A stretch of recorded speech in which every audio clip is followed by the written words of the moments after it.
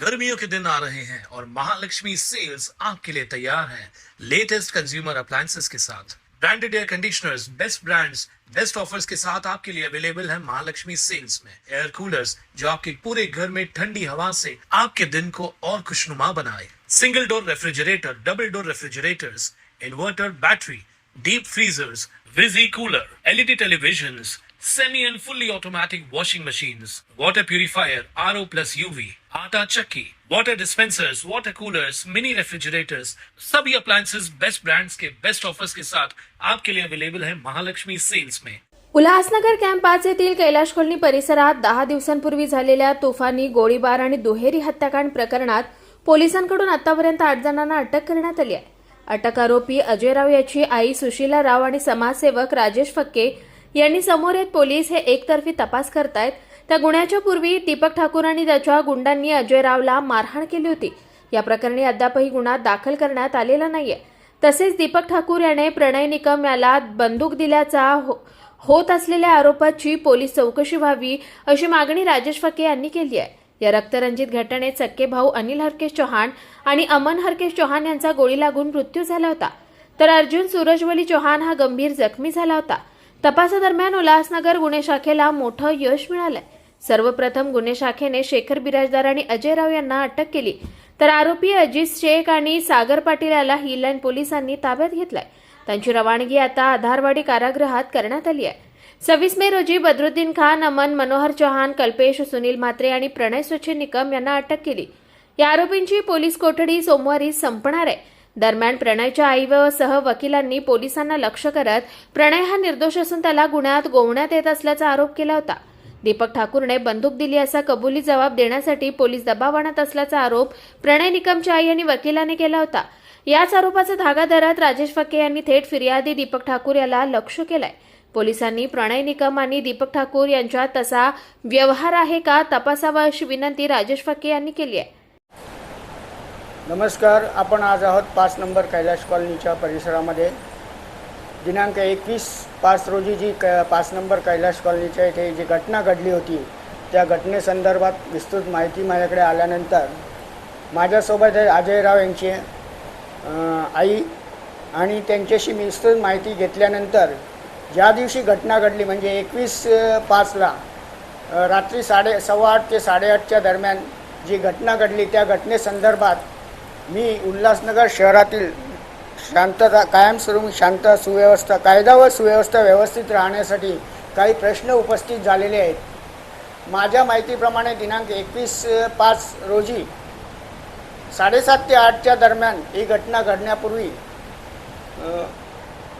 दीपक पदम ठाकूर यांचा आणि अजय राव यांचा एक शाब्दिक चकमक झाली होती आणि त्या शाब्दिक चकमकीमध्ये अजय राव यांच्यावर हल्ला केला गेला होता। त्या हल्ल्यानंतर ही घटना घडलेली आहे, परंतु हल्ला जो झाला त्या हल्ल्याची पोलिसांनी गुन्हा नोंद केलेला नाही आहे किंवा पोलीस तिथे पोहोचेपर्यंत केवळ अर्ध्या तासामध्ये ही मोठी घटना घडलेली आहे। तर या घटनेनंतर असे प्रश्न उपस्थित राहत आहेत की पदम ठाकूरचा मुलगा जो आहे दीपक पदम ठाकूर हा कैलाश कॉलनी येथे अनेक म्हणजे माझ्या माहितीप्रमाणे 10 ते 12 वर्षापूर्वी असलं तरी त्याचं उत्पन्न स्तोत्र काय आहे, त्यांनी विभागामध्ये कार्यालय टाकलेलं आहे। त्या कार्यालयामध्ये कुठले व्यवसाय चालतात आणि त्याच्याकडे येणारे जे काही तरुण आहेत ते काय करतात याची माहिती पोलिसांनी ठेवायला हवी होती। तसेच जी घटना 8:15ला घडली फायरिंग होण्याच्या अगोदर, त्या घटनेची संपूर्ण माहिती घ्यायला हवी होती।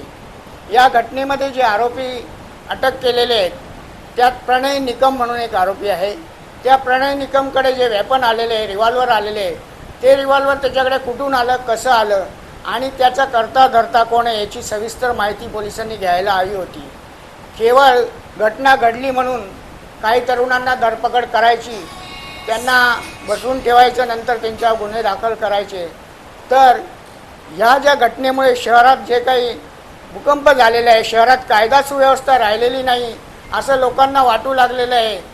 एवढी मोठी घटना फायरिंगची होते आणि त्याच्यानंतर खरी माहिती काय आहे, घटना का घडली, काही तरुण जे असतात ते एवढी मोठी भीषण घटनेला अंजाम का देतात? तर याची सविस्तर माहिती हिल लाईन पोलीस स्टेशनला हवी होती. हिल लाईन पोलीस स्टेशनने अजय प्रणय निकम यांच्याकडे आलेले वेपन कोणी दिलेले आहे, कसं दिलेलं आहे, अत्यंत बारीक आवाजात, दबक्या आवाजात त्या विभागामध्ये अशी चर्चा आहे की दीपक ठाकूर यांनीच ते रिव्हॉल्वर त्याला दिलं होतं आणि त्याच्यानंतर त्या रिव्हॉल्वरचा उपयोग फायरिंगमध्ये केला गेला. तर रिव्हॉल्वर असे उल्हासनगर 5मधील कैलाश कॉलनीमध्ये किती लोकांकडे आहेत याचं कोम्बिंग ऑपरेशन पोलिसांनी करून ती माहिती ठेवली पाहिजे आपल्याकडे. या प्रकरणामध्ये हिल लाईन पोलीस स्टेशनचा जो तपास चालू आहे तो कसा चालू आहे जनतेला माहिती पडलं पाहिजे. अन्यथा ज्या लोकांना टार्गेट केलेलं आहे, ज्यांच्यावर गुन्हे दाखल केले गेलेले आहेत, त्यांच्या कुटुंबियांची आज अवस्था अशी आहे की घरका ना घाटका, जाणार तर कुठे जाणार आम्ही. म्हणून हिल लाईन पोलीस स्टेशनच्या वरिष्ठांना, DCP गोरे साहेबांना माझी शहर विकास मंचतर्फे विनंती आहे की ज्यांच्याकडे वेपन आलेले आहे त्याच्या मुळाशी जावं. खरोखर याच्यामध्ये दीपक ठाकूरचा हात आहे का याचीही चौकशी केली गेली पाहिजे. आणि या तरुणांकडं हे रिव्हॉल्वर येतात कुठून, ते कोण आणतं, कोण सप्लाय करतं, हे शहरामध्ये कायदा सुव्यवस्था ठेवण्यासाठी त्याचा तपास करणं जरुरीच आहे. अन्यथा त्यांच्या घरच्यांचं असं आहे की तपासाला जर संत गतीने किंवा पारदर्शकता नसेल तर हा तपास CID मार्फत करण्यात यावा अशी ते विनंती करणार आहेत. माननीय DCP साहेब, माननीय CP साहेब यांना लवकरच ते 2 दिवसात भेटणार आहेत आणि तशी मागणी करणार आहेत. तर खरोखर दीपक ठाकूर यांचा याच्यात काही हात आहे का याचीही पोलिसांनी चौकशी केली पाहिजे. आणि त्याचं जर नाव येत असेल तर ते रिव्हॉल्वर कुठून आणतात, कसं आणतात, शहरात आत्तापर्यंत किती रिव्हॉल्वर आलेले आहेत याची सखोल चौकशी करावी अशी मी शहर विकास मंचतर्फे महाराष्ट्र पोलीस संचालक मुंबई यांच्यातर्फे येत्या 2 दिवसात मागणी करणार आहे. आणि या सर्वांना प्रकरणाचा तपास पारदर्शक व्हावा अशी आमची विनंती त्यांना असेल. अजय हा नाश्ता घेण्यासाठी जात होता. त्याला दीपक ठाकूर आणि त्याच्या गुंडांनी अडवून बेदम मारहाण केली.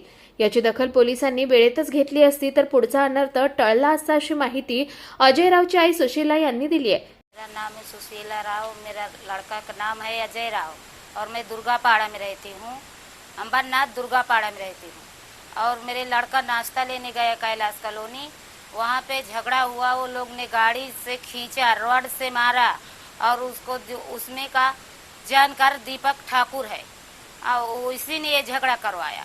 ये दीपक ठाकुर नहीं मारता तो ये झगड़ा का रूल नहीं होता और 20 से 25 लोग मेरे लड़का का मार रहे हैं और ये मुझे न्याय चाहिए.